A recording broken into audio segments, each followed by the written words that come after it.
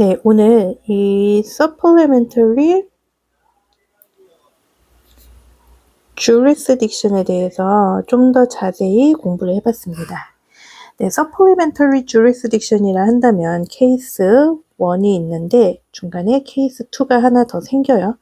케이스 1은 federal question이라든지 diversity, 즉 SMJ가 완성이 되어 있어요. 그래서 federal court로 갔어요.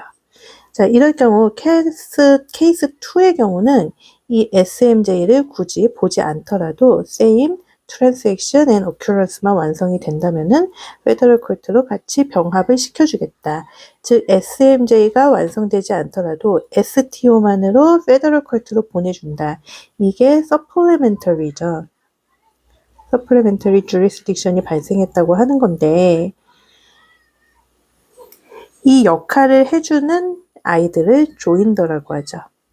그래서 조인더 하면은 두 종류로 좀 나눠볼 수가 있었습니다. 조인더. 제가 좀 더 명확히 공부를 해봤는데, 그러니까 좀 엄밀한 의미의, 좁은 의미의 조인더가 있고, 그리고 조인더라고 볼 수는 없지만 조인더의 역할을 하는 조인더 디바이스 정도로 볼 수가 있는데요. 이렇게 두 종류로 좀 나눠보면 좋을 것 같아요. 그래서 조인더는 원칙적으로 SMJ를 완성하지 않더라도 STO만으로 병합을 가능하게 하는 것, supplementary가 가능하게 하는 것. 요것을 조인더라고 하고요. 세 가지가 있었죠. compulsory, counterclaim이 있었고요. impleader 있었고요. 그리고 생각나라. 네, crossclaim이 있죠. 자, 얘네들은 SMJ가 완성되지 않더라도 STO만으로, 즉 STO 뭐죠? Same Transaction and Occurrence, 즉 아주 밀접한 same accident, same contract 이 정도로 보면 되겠죠. 매우 밀접한 관계에 있는 그런 소송의 경우에는 supplementary로서 병합해서 기존의 케이스 1에 붙어서 Federal Court로 갈 수 있다. 자, 요게 핵심입니다. 그리고 SMJ를 따로 봐줘야 되는 것들이 있죠. 그래서 명확한 의미로 아주 좁은 의미로 조인더라고 보기는 약간 어려울 수도 있지만 어쨌든 많은 교재에서는 조인더로 같이 분류를 해놓고 있습니다. 왜냐하면 조인더와 같은 효과는 발생을 하니까요. 그래서 요거 외울 때 permissive, counterclaim, 그리고 interpleader, 그리고 intervention이 있고요. 그리고 class act, 집단 소송이죠. 자, 얘네들 SMJ를 따로 봐줘야지만 병합이 가능한 아이들입니다. 자, 그러면 먼저 compulsory counterclaim에 대해서 먼저 보면요. compulsory counterclaim, 이거는 그 개념은 이거죠.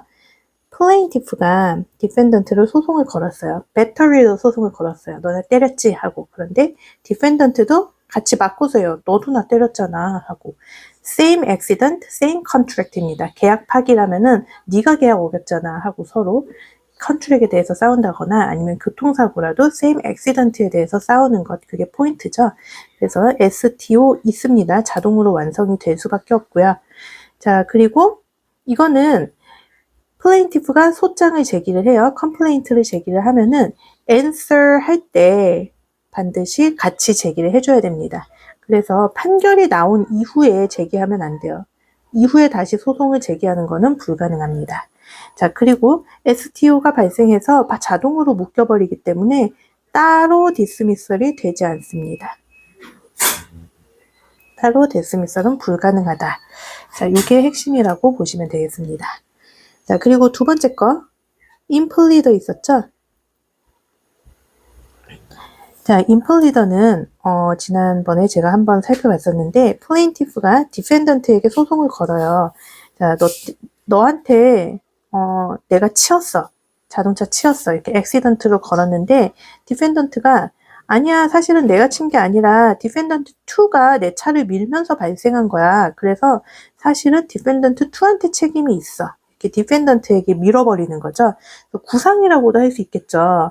자, 이런 경우를 delibertire liability라고. 파생 책임이라고 할까요? 그 정도로 보시면 될 것 같아요. deliberative. 저도 지금 한국 토종이라 말이 자꾸 꼬여요. deliberative liability. 자, 이 정도로 보시면 될 것 같아요. 그래서 공동 책임 아닙니다. 너도 책임 있잖아, 디펜던트야. 그게 아니라 디펜던트 2, 너 때문에 내가 지금 소송에 휘말렸어. 이거입니다. 자, 이게 인플리더인데요. 듣다 보니까 플레인티프 입장에서 이 디펜던트 1의 얘기가 맞는 것 같아요. 그래서 그래 좋아. 그러면 내가 바로 디펜던트 2한테 청구할게. 자, 요거는 인플리더 안 됩니다. 자, 요게 핵심이죠.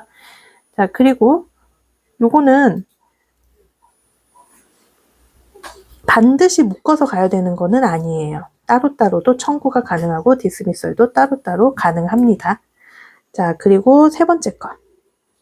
크로스 클레임. 자, 이거였죠. 플레인티프가 디펜던트 1하고 디펜던트 2한테 동시에, 즉 코-디펜던트입니다. 소송을 겁니다. 그랬더니 디펜던트 1이랑 디펜던트 2끼리 서로 싸워요. 자, 플레인티프가 디펜던트 1이랑 2한테 계약 파기로 동시에 소송을 걸었어요. 그런데 디펜던트 1이랑 2가 네가 파기했잖아. 서로 둘이 싸우는 거예요. 아까 인플리더하고 조금 달라요. 인플리더는 플레인티프가 디펜던트 1한테만 걸었고, 그런데 디펜던트 1이 나는 책임 없어. 디펜던트 2한테 책임이 있어. 이게 인플리더고, 크로스 클레임은 플레인티프가 디펜던트 1과 2한테 동시에 걸고요. 그리고 디펜던트 1하고 2가 서로 싸우는 겁니다. 자, 조금 다르죠? 그래서 요거는 코-디펜던트라고 부를 수가 있습니다. 그래서 요렇게 지금까지 본 것, 요 세 가지 종류들은 STO 있어야 되고요. 전부 다 같은 그 사건에 대해서 싸우고 있죠.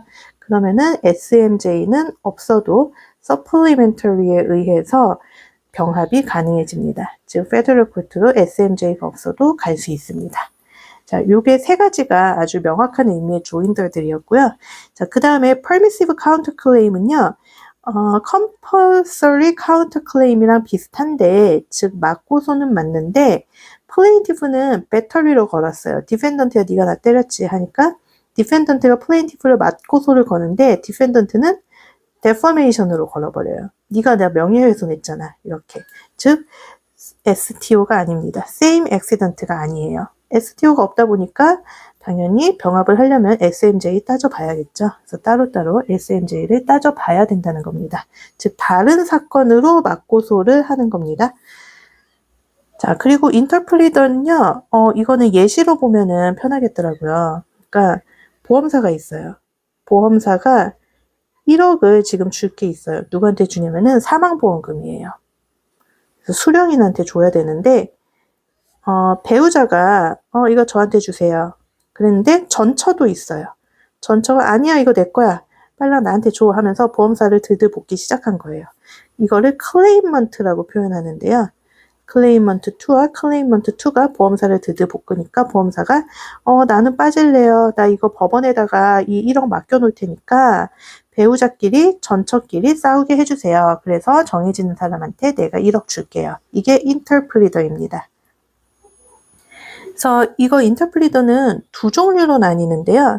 statutory interpleader가 있고 rule interpleader가 있는데 statutory interpleader 같은 경우 좀 diversity의 요건을 상당히 완화를 시켰어요. 지금 interpleader SMJ 완성해야 되는 거죠. 지금 여기 밑에 것들은 다 SMJ 따로 봐야 되는 겁니다. 그래서 SMJ를 보자니 statutory interpleader는 minimal diversity를 요구해요. 클레이먼트가 1, 2 혹은 3, 4까지 이렇게 여럿이 있을 때 이 중에 한 명만 다이버시티가 완성되면 돼요. 컴플리트 다이버시티가 아니라 보험사랑 이 클레이먼트랑 한 명만 달라도 다이버시티가 완성되고요. 보통의 다이버시티 같은 경우 75,000달러 요구하지만 여기는 500달러만 요구합니다. 자, 왜 그러냐? 보험사는 아무 잘못이 없어요. 뭔가 디펜던트인 것처럼 보이지만, 피청구인처럼 보이지만, 보험사는 아무 잘못이 없는데, 이 다이버시티 완성하자고 여기저기 끌려다니면은 상당히 불합리한 거죠. 자, 그리고 디퍼짓도 500이면 가능합니다. 최소 금액으로. 그래서 요건을 낮춰준 거예요. 그래서 소송도 좀 더 편리하게 할 수 있고, 또 뭔가 이중지급의 위험성도 막고, 그러려면은 소송이 빨리 끝나야겠죠.